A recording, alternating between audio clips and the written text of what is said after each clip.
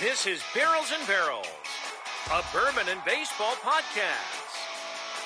With your hosts, Brendan Spinner, Michael Burns, and Kyle Rose.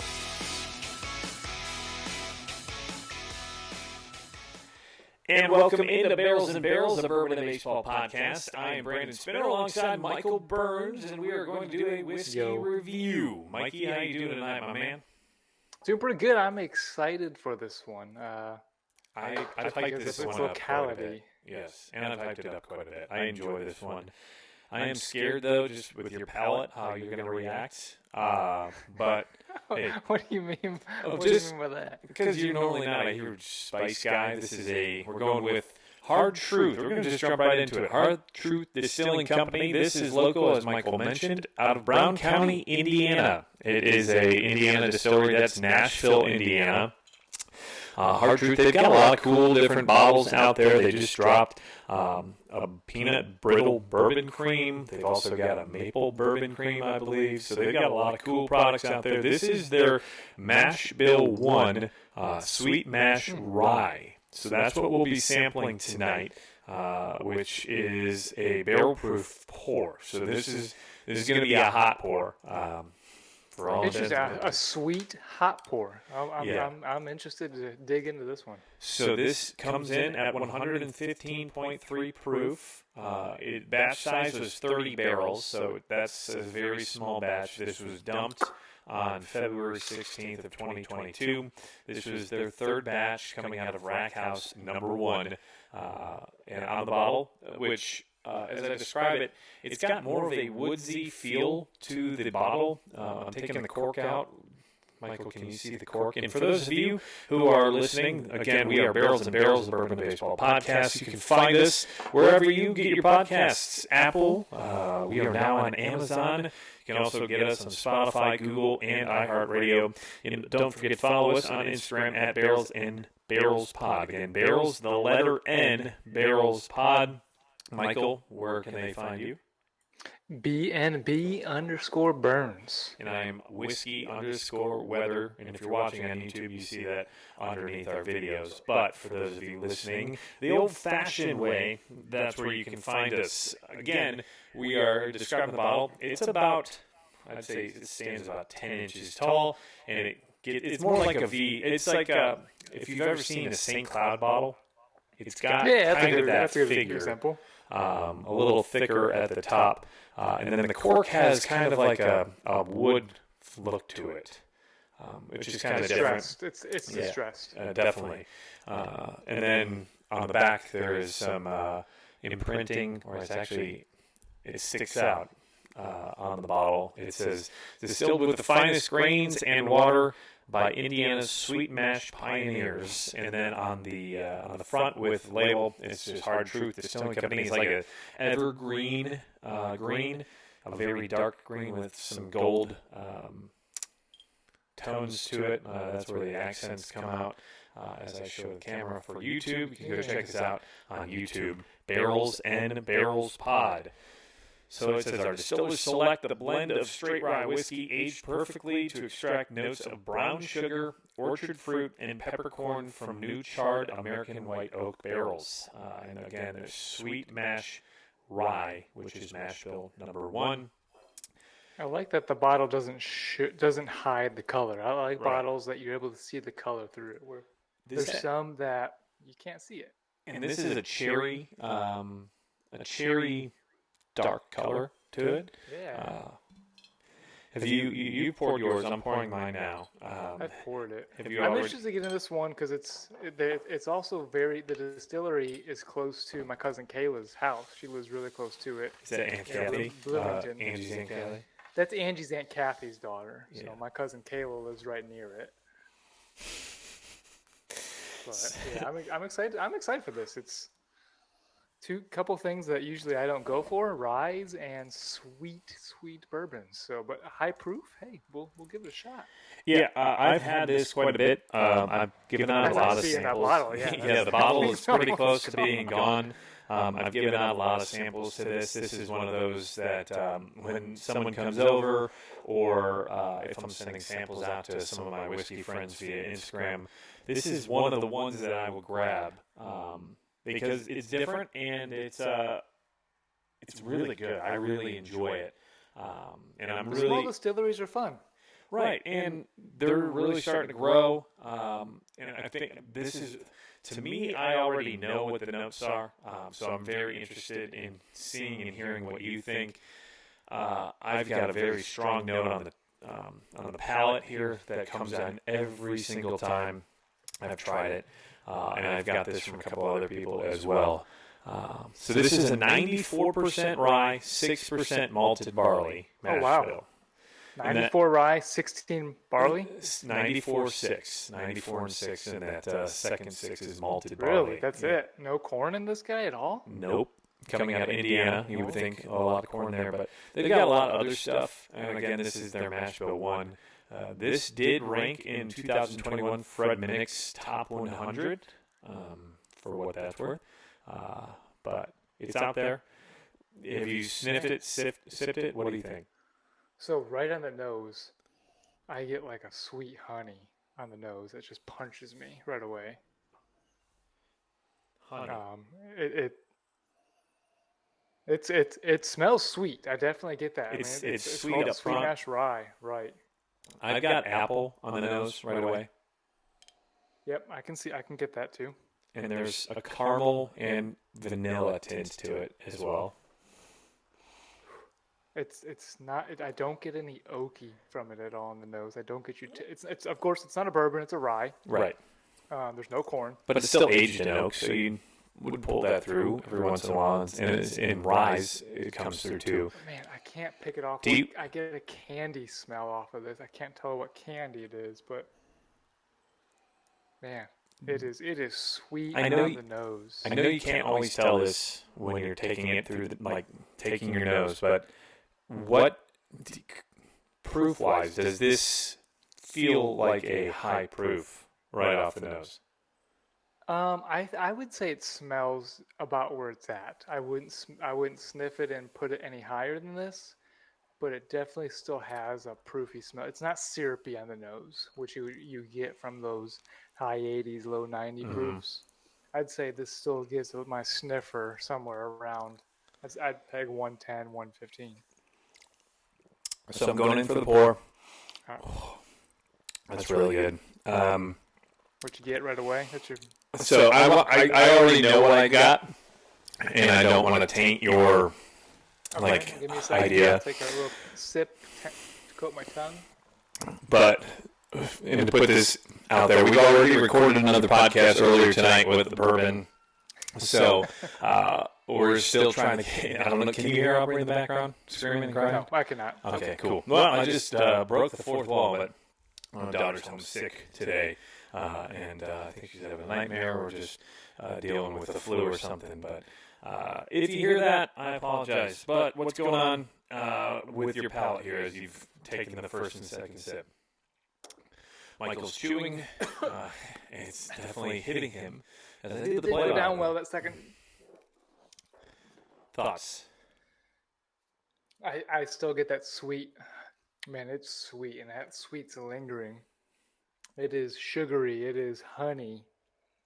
That's all I'm really getting is the sweetness side of it. As I choked on it going down, I didn't quite time my chew and swallow there.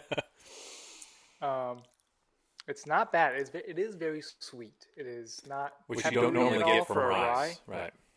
Right. I don't get a peppery out of it. But that's probably the sweet mash portion of this as well, and part of this. So, is that what you got? Do you want me to throw out what I get out of this?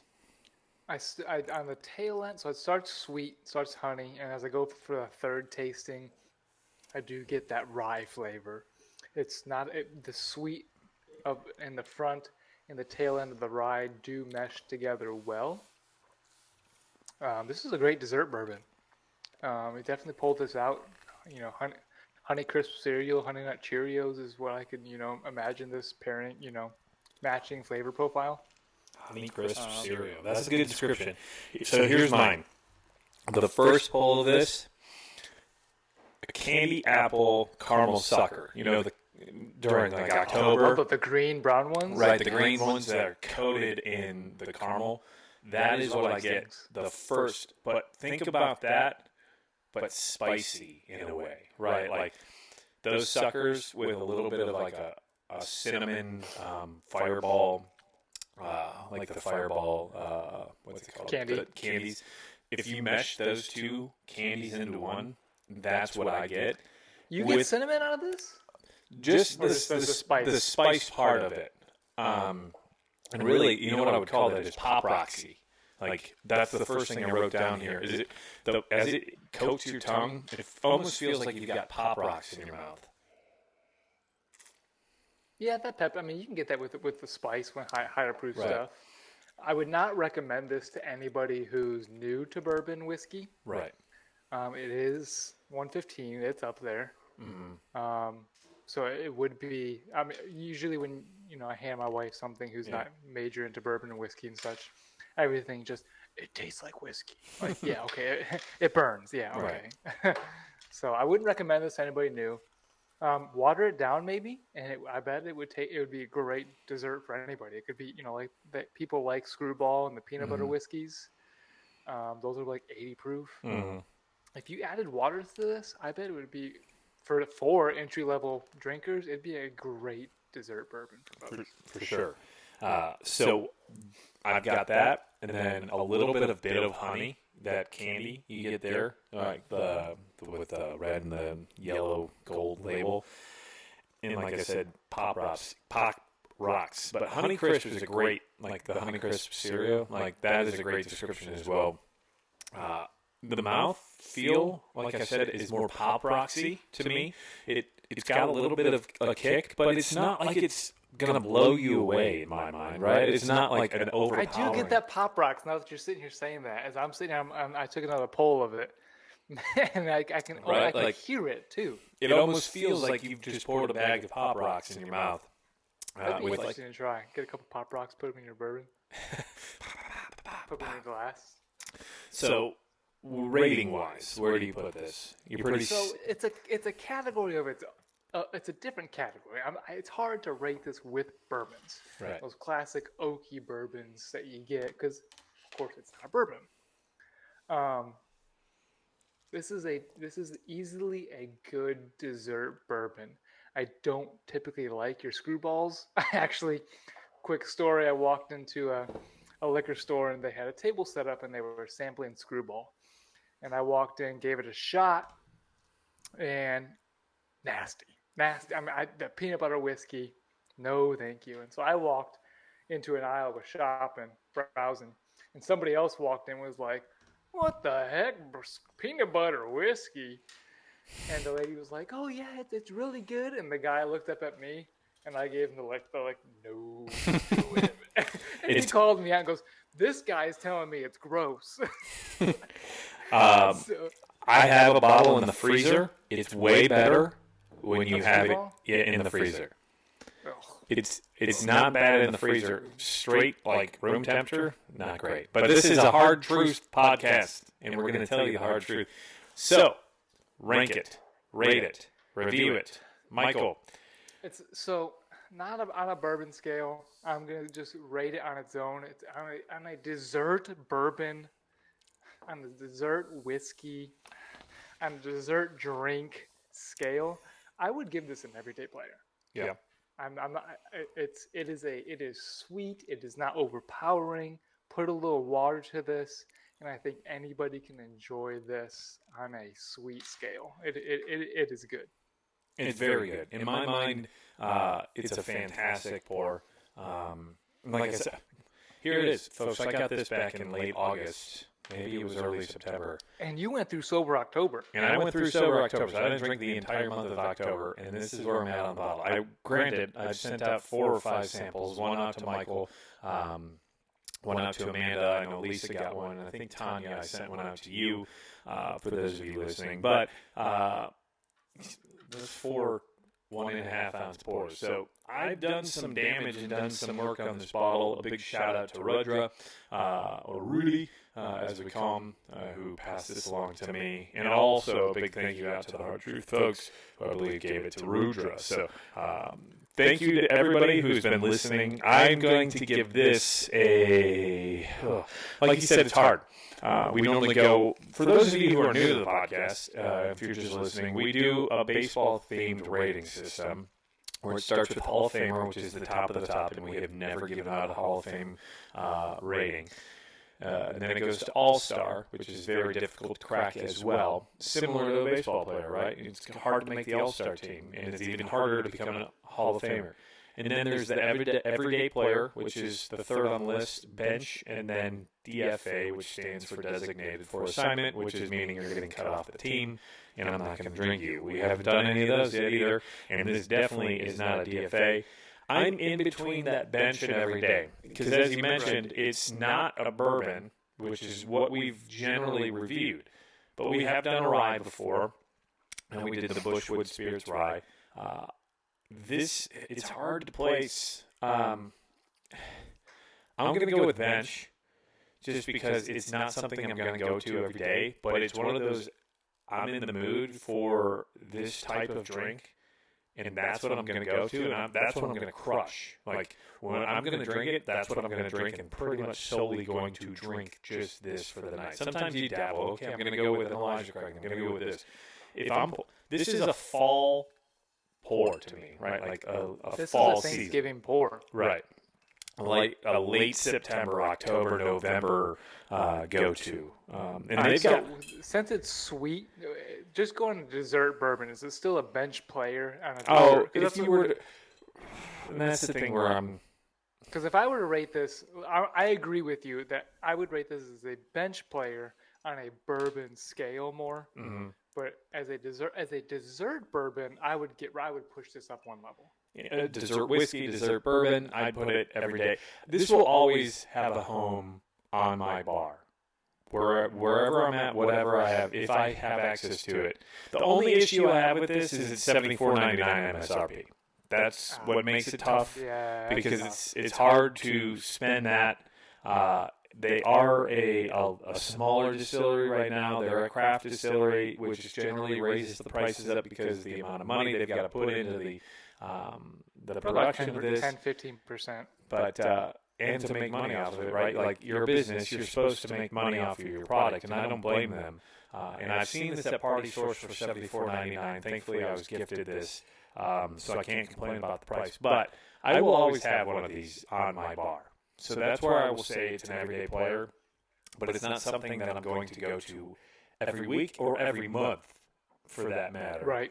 And that's where I lean to the bench portion of that rating, and that's why I went bench, because I don't know if I'm reaching for this on a summer day where it's 100 degrees or feels like 100 degrees outside. Absolutely. But I think this always deserves to be in your lineup of something that I'm going to drink, and like I said, I want other people to taste this, because to me, this is fantastic, and I love what they're doing. It's unique. Exactly. It's not the same stuff that you're seeing everywhere. And they've got a lot of different things on their line. They've got their sweet mash rye, but it's a malted rye sweet mash, so it's higher on the malted rye. They've got caramel malt sweet mash rye. They've got a chocolate malt, which is, I believe, that their third. I've never mash had a chocolate themed, like you see those like ones that have like names chocolate. I've never had a bourbon or whiskey or drink that's more chocolate themed. I saw that, and I was like, I really need to check that out. They've got their straight rye whiskey. They've got a maple bourbon cream. They've got a peanut brittle bourbon cream. And they've also got a toasted coconut rum. I'm not a huge coconut fan, so I wouldn't go for the rum. But a lot of these distilleries right now are putting on clearer spirits just because it's easier to make, and also that's where you get your money from off the bat. But what is also cool about have you seen Hard Truth? I know you visited South Indiana. No, I've not. But I visit South Indiana. have you seen anything about the distillery and like getting to the No, campus of the distillery? I had not until you mentioned it, and then shortly after, all of a sudden, you received that bottle from them. So I kind of wish Kyle was on here. Kyle is the third member of the Barrels and Barrels team. He actually vacations in Nashville, Indiana, with his in-laws because they've got some property out there. And that's right down the street from Hard Truth. They've got a really cool, I'll call it a campus, because you can, I believe, rent like a cabin on the property and spend the night at Hard Truth, and they take you through the woods. We're going to have to... This is my reach out to Hard Truth. We would love to come as Barrels and Barrels to your campus and come check it out. Maybe taste some whiskey, check out your place. It's right down the street. We're here in northern Kentucky, in Cincinnati, and as Michael has mentioned his Aunt Kathy before in previous podcasts, they're in Indiana. Angie's Aunt Kathy. Angie's Aunt Kathy. Angie's Aunt Kathy. We've got to make that clear. And then my cousin Kayla. Which is her daughter. Your cousin Kayla, Angie's Aunt Kathy's daughter. They're all in Indiana, right? Right down the street. Correct. So this is a local one to us, and we would love to come and visit. So this is us reaching out to you saying, hey, if you'd ever love to have us, we would love to be there and come check you out. I'm giving this a bench rating. Barrels on location. Yeah. I'm giving this a bench rating for an overall rating. If we went on the rise, if we went on the dessert portion, I'm giving this an everyday player. Maybe if we're going just those categories, I would give this an all-star for a dessert. There you go. All-star, just because, like I said, like how much is left for those of you on YouTube. So hold that up again. So just to, Brandon said he has been drinking this and been sharing it. If you were to share a typical sample bottle, is about 2 ounces. If you were to share 2 ounces of that bottle, you only get about 12 full pours of 2 ounce samples. So look how much Brandon has either shared or drank of that thing. You only get 12. And so he has destroyed that or shared it. So and I only share stuff that I like. 50 milliliters. And I only share stuff that I like. I don't really want to push anything on somebody just to get rid of it. I'm sharing it because I truly enjoy the product and I want other people. Well, what have I shared with you other than the old tub? No, I'm just saying. The only thing I share that I don't like is I share it with my dad. And I highly doubt he's listening, so I can say that. No, Kyle doesn't drink. Kyle doesn't drink. So, a big shout out to Hard Truth. You can find them on Instagram. I believe it's Hard Truth Spirits. I'll double check that, but in our post where we post this on Instagram, we'll have that up there, as well as you can just search them online. You can find them. You type in Hard Truth and it comes right up. Again, this is a $74.99 barrel, at least a barrel bottle, with 30 barrels to create this small batch. Again, Hard Truth. Michael, where can our fine folks find you? If you go onto Instagram and search for the account titled BNB_Burns, you will find me in some fantastic posts and shares and reels, and just give me a follow, give me a like. You won't regret it. No, you won't. And he puts out some funny content and also some everyday life stuff. Building stuff. He's been building a lot, whether it's flooring. He's got a playground set he built for his kids. And he just put up a couple of days ago a hot tub in your backyard. So the life of Mikey is what I like to call that. You can find myself. Bob the Builder. Mike the Builder. Can he build it? You can find me. I am whiskey_weather. You can also, if you're looking for my personal page, which I'm not pushing to, but some people have asked for it, it's WX Spinner on Instagram. Because I'm one of the best weathermen in the business. Well, thank you. I appreciate that, Michael. That's actually high praise. Thank you. You can find us Instagram, Barrels and Barrels Pod. Facebook is Barrels and Barrels Pod as well. Twitter, Barrels and Barrels. YouTube, Barrels and Barrels Pod. Email is barrelsandbarrels@gmail.com. And we're also streaming on Spotify. Barrels and barrels, folks.